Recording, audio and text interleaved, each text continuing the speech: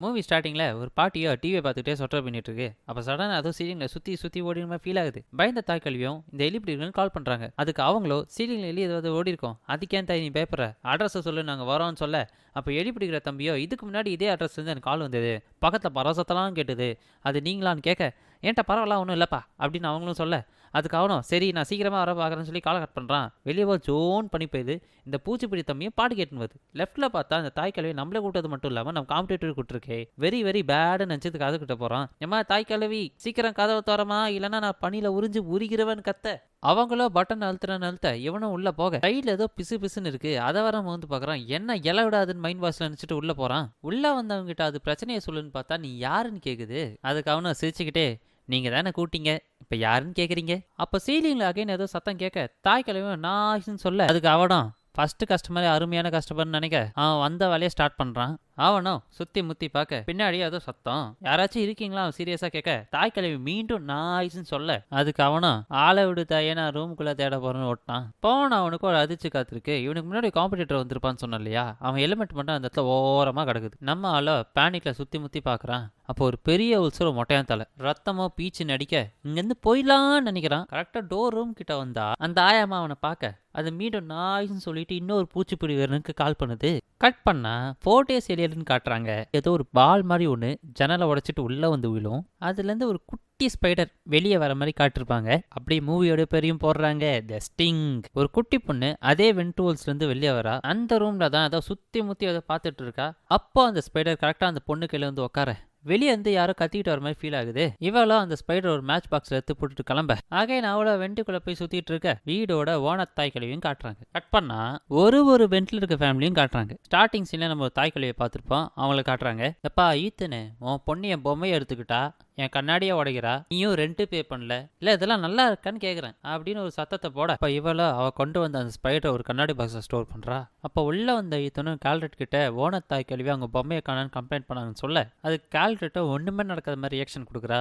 அது கீர்த்தன் கரெக்டாக கண்டுபிடிச்சி என்ன சொல்கிறான்னா, நீ அவங்க ரூமுக்குள்ளே போயிருக்க, அவங்க பொம்மையை எடுத்திருக்க, நெக்ஸ்ட் டைம் இந்த மாதிரி பண்ணாத அப்படின்னு சொல்லி ஒரு வார்னிங்கை போட்டு போக கட் பண்ணா அவள் கொண்டு வந்த ஸ்பைடருக்கோ பேர் வைக்கணும்னு நினைக்கிறா. ரொம்ப நேரம் யோசிச்சுட்டு அவள் ஸ்டிங்குன்னு சொல்கிறா. அப்படியே அவள் சோஷியல் மீடியாவில் போஸ்ட்டும் போடுறா. அந்த பக்கம் பார்த்தா அவங்க அம்மா கொஞ்ச நேரம் நீ குழந்தைய பார்த்துக்கோ இதை வரேன்னு சொல்லிட்டு போக அதுக்கு அவள் பிறந்ததானே அவளை பார்த்துட்டு தான் இருக்குன்னு ஒரு அறுப்பை போட அப்படி அங்கேருந்து அவங்க போகிறதுக்கு முன்னாடி நான் வர வரைக்கும் அவளை ஒழுங்காக பார்த்துக்கோன்னு சொல்லிட்டு போக கொஞ்சம் ஸ்டாப் ஆகிறாங்க. சாப்பிட்டியா அப்படின்னு கேட்குறாங்க.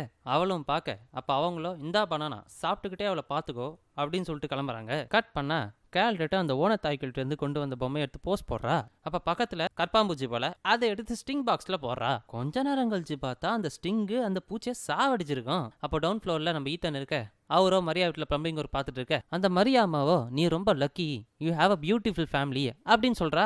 அவ சொன்ன நேரமோ என்னன்னு தெரியல, மேல இருந்து கேல்ரெட் சத்தம் கேட்கும். இவரா என்ன ஆச்சு ஏதாச்சுன்னு பார்க்க மேலே ஓடுவாரு. கேல்ரெட்டோ சைக்கோ மாதிரி இருக்க எல்லா கர்ப்பாம்பூச்சியை எடுத்து டெஸ்ட் பண்ணிட்டு இருக்கு. அப்ப கேல்ரெட் ஸ்டிங்குக்கு விசில் தர ஸ்டிங்கு விசிலே ரிப்ளை கொடுக்குது. உனக்கு பசிக்குதுன்னு நினைக்கிறேன். அகைன் அவ ஒரு கர்ப்பாம்பூச்சியை கொடுக்க அதுவும் லவக்கன்னு உள்ள இழுத்துக்குது. ஈத்தனோ எல்லா வேலையும் முடிச்சுட்டு வீட்டுக்கு வர கேல்ரெட்டோட அம்மாவோ அவங்க அம்மாவை தூங்க வச்சுட்டு டின்னருக்கு வராங்க. மொத்த ஃபேமிலியும் ரொம்ப சந்தோஷமா டின்னர் டேபிள்ல பேசிட்டு இருக்க எல்லாரும் தூங்க போற சமயம் அப்ப ஈத்தனோ கேல்ரெட்டை பார்க்க அவர் ரூமுக்கு வருவாரு. ஸ்பைடருக்கு நீ பண்ண ஸ்கெட்சிங் ரொம்ப நல்லா இருக்கு, சீக்கிரம் படுத்து தூங்குன்னு சொல்லிட்டு போக அந்த ஸ்பைடரோ பாக்ஸ் விட்டு வெளில வந்து வெண்டுக்குள்ள போக அடுத்த நாள் காலையில எல்லாரும் வழக்கம் போல சாப்பாடு சாப்பிட்டுட்டு இருக்க நம்ம கேல்ரெட் அதை பேசிட்டு இருக்கு. ஆனா அதை யாருமே மதிக்க கூட மாட்டேங்கிறாங்க.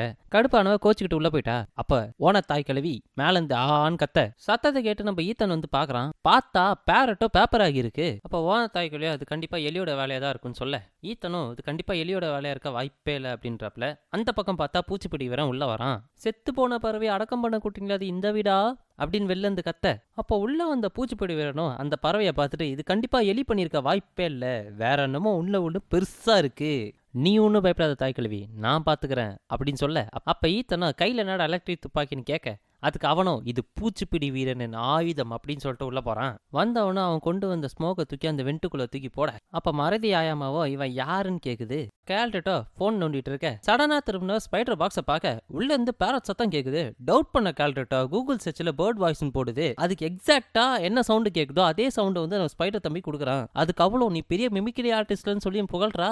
சடனா என்ன நினைச்சான்னு தெரியல ஒரு பேக்கேஜ் ஃபுல்லா கற்பாம்பூச்சி கூட்டத்தை கொண்டு வந்து பக்கத்துல வைக்க அப்ப நம்ம ஸ்பைடர் தம்பியை விசில் போட பக்கத்துலயே மவுத் பால் இருக்கு. அது அந்த பாக்ஸ் கிட்ட கொண்டு போனா ஸ்பைடர் தம்பி பயப்படுறான். இந்த குட்டி பிசாசோ அதோட விடாம வெப்பி கிட்ட வைக்க ஷாக் அடிச்சது போல பாக்ஸ் கீழே விழ உடஞ்சிரும் நினைச்சா கேல்டட் புடிச்சிட்டா. அப்ப ஒரு விஷயத்த நோட் பண்றா, நம்ம ஸ்டிங்கோ கொஞ்சம் கொஞ்சமா பெருசாகிட்டு இருக்கு. நம்ம பூச்சிப்படி வீரனும் மருந்து பிடி வீரனா மாதிரி நம்ம ஈர்க்கு வீட்டுல மருந்து போட வீரனா உள்ள நுழையறான். வந்தவன ஃபிஷ் டேங்க தட்ட மீனு கிட்ட போயிட்டு நீங்களா ஏன் அப்படி பயந்து போயிருக்கீங்கன்னு கேட்க, அப்ப நம்ம ஈர்க்கோ உள்ள வரான். சீக்கிரம் மருந்து போட்டுட்டு போடான்னு சொல்ல வீரனோ மருந்தெல்லாம் போட்டு முடிச்சிட்டேன், ஆனா பாவுண்ட் அந்த மீன் ஒன்ட்ட மாட்டின்னு முழிக்குது பாரு, சைனீஸ் பண்டியான்னு சொல்லிட்டு வெளில போக நம்ம வீரனும் கேல்டட் வீட்டுல மருந்து போட்டுட்டு இருக்க கேல்டட் ரூமுக்கு போய் பாக்குறான். மருந்து போடலாம் சுத்தி முத்தி பார்க்க அப்ப கேல்டட் என் ரூம்ல ஸ்ப்ரே பண்ணாது ஸ்டிங்குக்கு பிடிக்காதுன்னு சொல்ல அவனும் ஸ்டிங்கா என்ன உன் பெட்டான்னு கேட்க அதுக்கு அவ்வளோ மறைச்சுக்கிட்டு இல்லைன்னு சொல்ல அது நான் வளர்க்குற ஸ்பைடர். அதுக்கு வீரனும் ஸ்பைடர் ஒரு நல்ல பெட்டானுக்கு தெரியலன்னு சொல்ல அதுக்கு அவளும் ஏன் தெரியல அதுவும் பெட்டு தான் சொல்றா.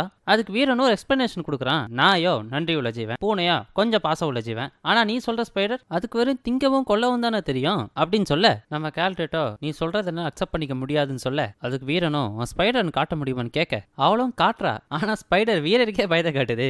அது கேல்டேட்டோ அதுக்கு ஒன்று பிடிக்கல போலன்னு சொல்ல கட் பண்ணா நம்ம ஓன தாய் கல்வியா வீரன் கிட்ட பேரம் பேசிட்டு இருக்கு. வீரனும் ஏமா தாயே பேசின கேஸை கொடுப்பேன்னு பார்த்தா அதுக்கு தாய் கல்வியா பாதி காசு தாண்டா கொடுப்பேன்னு சொல்ல நீங்க ரொம்ப சீப்புன்னு விருப்பில் சொல்லிட்டு போறான். அங்க இருந்து கிளம்பும் போது ஓன தாய் கல்வியா ஈத்தன் கிட்ட நீ தாண்டா பே பண்ணுன்னு சொல்லிட்டு போகுது. அப்ப வீரனும் ஈத்தன் கிட்ட வீடு ஃபுல்லா மருந்து வச்சிருக்கேன் ஆனா பாதி காசா கொடுப்பேன்னு சொல்றீங்க, இது நியாயமானு கேட்க ஈத்தனுக்கு புரியுது, பட் அவன்ட்டி காசு கம்மியா தான் இருக்கு. கட் பண்ணா நம்ம கேல்டேட்டு வழக்கம் போல தான் உனக்கு பசிக்குதுன்னு எனக்கு தெரியும், நான் உன்னோட ரொட்டீன் போட்ட தரேன்னு கற்பாம்பூச்சை கொடுக்க இன்னும் நிறைய வேணுமான்னு வர கேக்குது. கொஞ்ச நேரத்துக்கு அப்புறம் பார்த்தா எல்லாரும் நல்லா தூங்கிட்டு இருக்காங்க. அப்போ நம்ம ஸ்டிங்கும் வேலையை ஸ்டார்ட் பண்றான்.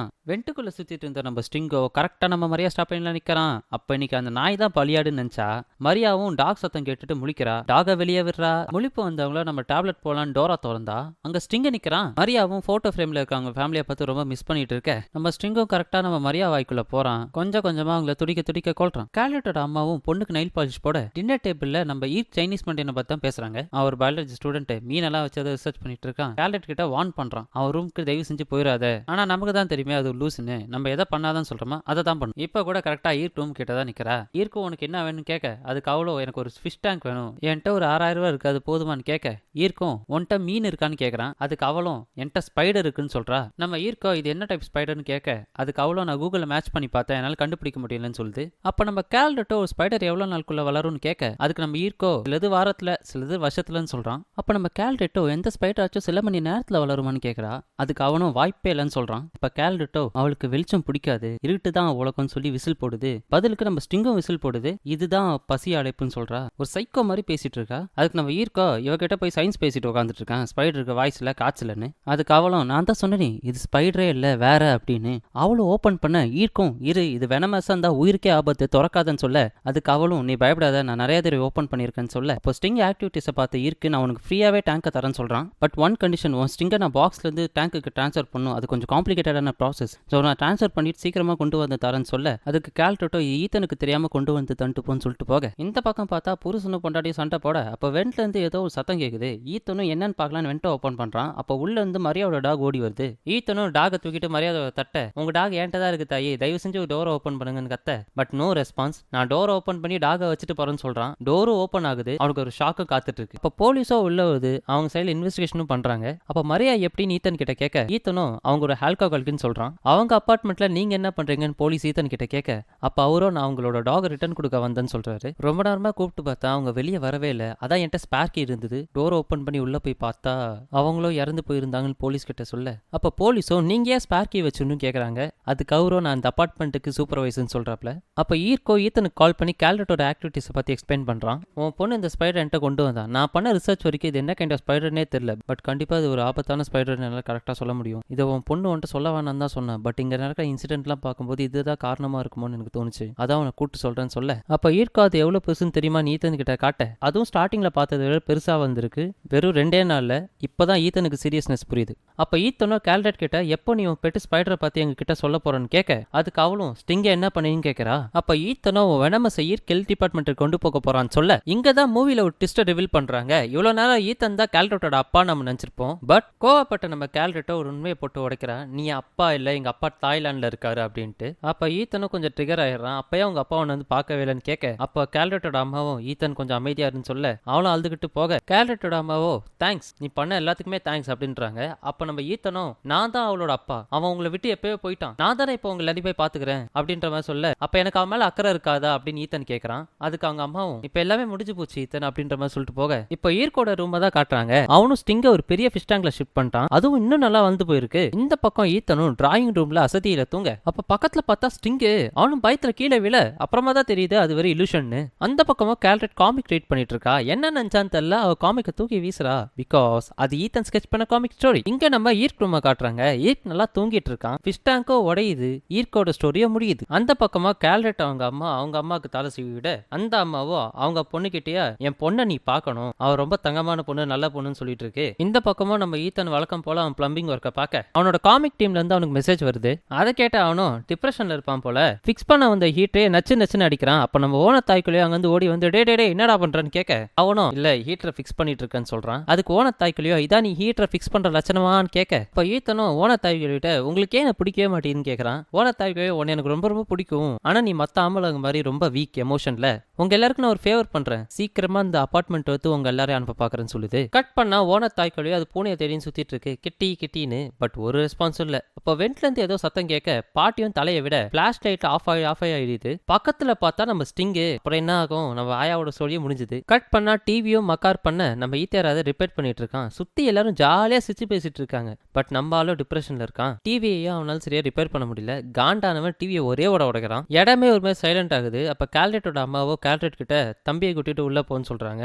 அவளும் கரெக்டா உள்ள போறா. அப்ப கேல்ரட் அவங்க அம்மாவோ இப்ப நீ என்ன பண்ணிருக்கன்னு தெரியுதா, பசங்க எதிர்க்க இப்பதான் பிஹேவ் பண்ணுவியா அப்படின்னு சொல்லி கேட்க அதுக்கு அவனும் நான் எனக்கு கொஞ்சம் கொஞ்சமா எழுந்துட்டு இருக்கேன்னு நினைக்கிறேன். அப்ப அவங்களோ நீ ஒன்ன இழக்கிற, நீ எங்களை எழுந்துட்டு இருக்க, உனக்கு அது புரியுதா அப்படின்னு சொல்ல அப்ப கேல்ரட்டோட ரூமை கட்டுறாங்க. சீலிங்ல யாருன்னு பார்த்தா ஸ்டிங்கு. அதுக்கு அவங்களும் நெக்ஸ்ட் டைம் இப்படி பண்ணாத, ஐ லவ் யூன்னு சொல்றாங்க.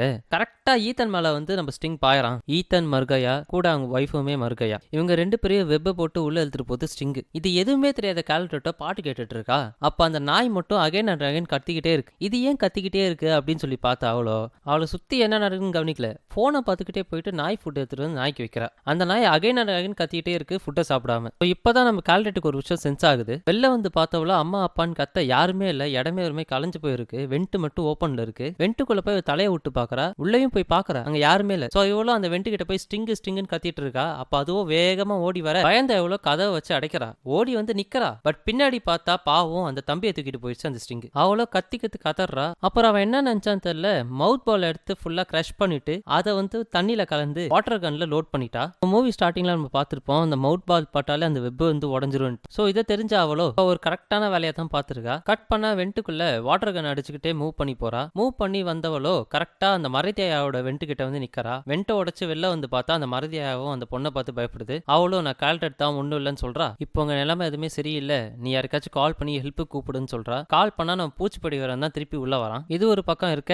நம்ம கேல்ரட்ட கரெக்டா ஈத்தனை பாத்துறா. ஈத்தனை காப்பாத்தி வெளில கூட்டு வரா. நம்ம பூச்சிப்படி வரணும் கரெக்டா அந்த மாடிப்படி ஏறான். இப்போ நம்ம ஸ்ட்ரிங்கோ கேல்ரட்டி ஈத்தனையும் பார்த்தது. சோ கத்திக்கிட்டே அவங்க கரெக்டா குப்பை தொட்டியில உள்ள பேஸ்மெண்ட்டுக்கு வந்துடுறாங்க. அப்போ ஸ்ட்ரிங்கோ கரெக்டா அந்த பேஸ்மெண்ட்டுக்கு கீழே இறங்க கொஞ்சம் கொஞ்சமா நம்ம கேல்ரட் கிட்ட வர அப்ப கரெக்டா ஈத்தனும் அந்த வாட்டர் பாட்டில இருந்து மூஞ்சில் அடிக்க வந்த வழியை பார்த்து பின்னாடியே போயிடுது. அதே ஓஸ்ல இருந்து நம்ம பூச்சிப்படி வரணும் கீழே வந்து விழறான். அடக்க முடக்கா சுட அதுக்கு வந்து நம்ம கேல்ரேட்டோ அது வந்து இந்த தண்ணி பட்டாதான் வந்து அழியும் அப்படின்னு சொல்லுது. அப்போ அசிங்கமான வார்த்தையை திட்டிட்டு அதெல்லாம் அழியாது, இந்த கண்ணால சுட்டாதான் அழியுன்னு சுடுன்னு சுடுறான். இப்போ தெரியாம எந்த இடத்த சுத்தரான்னு பார்த்தீங்கன்னா எமர்ஜென்சி ஃபயரை சுட்டாரான். அங்க இருந்தா தண்ணி பீச்சுன்னு அடிக்குது. அதுதான் சும்மாவே வளருமே, இந்த தண்ணி பட்டா இன்னும் நல்லா வளருது. அப்போ நம்ம எக்ஸ்ட்ரீமினேட்டர் இருக்காப்லயே அவரை வெப்ப பிடிச்சி உள்ள இழுத்து அவன் சோழியே முடிச்சது. அப்ப கேல்ரட்டு ஈத்தனும் குப்பை தொட்டி பக்கமா தப்பிச்சு போக சைட்ல பார்த்தா அம்மாவும் குழந்தை ஒட்டின்னு இருக்காங்க. இவங்க ரெண்டு பேரையும் காப்பாத்தி நம்ம ஈத்தன் உள்ள கூட்டு போறான். அப்ப நம்ம ஸ்டிங்கு இவங்க எல்லாரையும் பாத்துற அது உள்ள வர ட்ரை பண்ணுது. அப்ப கேட் பட்டன் மாதிரி இருக்கும், அதை ஆட் பண்ணா அந்த கேட்டை டோட்டலா உள்ள மூடிடும். பட் அதோட வயரை வந்து புடுங்கி போயிருக்கும். நம்ம ஈத்தனும் அதை கனெக்ட் பண்றதுக்காக எவ்வளவு போராடுவாரு. பட் அது பண்ணவே முடியாது. நம்ம ஈத்தனும் அதை கனெக்ட் பண்ண ரொம்ப ட்ரை பண்ணிட்டு இருக்கும்போது நம்ம கேல்ரட்டு டகரடப்பா மாதிரி இருக்கும், அதை வச்சு ரொம்ப நேரம் அடைச்சிட்டு இருக்கா. பட் அவளால் ரொம்ப நேரம் கண்ட்ரோல் பண்ண முடியல. அந்த டகரப்பாவை உள்ள இழுத்துக்குது. கரெக்டா நம்ம ஈத்தனும் சொருவிர ஷாக் அடிச்சு பின்னாடி போய் ஊந்துறாரு. நம்ம கேல்ரட் கிட்ட தான் அந்த கேட் பட்டன் இருக்கு. ஸ்ட்ரிங் கரெக்டா சென்டர்ல வந்த அப்புறம் அதை அழுத்துறா. ஸ்ட்ரிங்கும் சாவுது. சாவும் போது அந்த விசில் சத்தரை போட்டுக்கிட்டே சாவுது. கட் பண்ணா வெளில சமயம் மழை பெஞ்சிட்டு இருக்கு. ஈத்தனை வெளில கல்லை இப்படி தரன்னு திந்து போட்டு சிபிஆர் கொடுத்து அவனையும் காப்பாத்துறாங்க. படத்தை இதோட முடிக்கிறாங்க. அடுத்த ஒரு நல்ல படத்துல உங்களை சந்திக்கும் வரை இதுடன் விடைபெறுவது உங்கள் தமிழ் வாய்ஸ் ப்ரோ.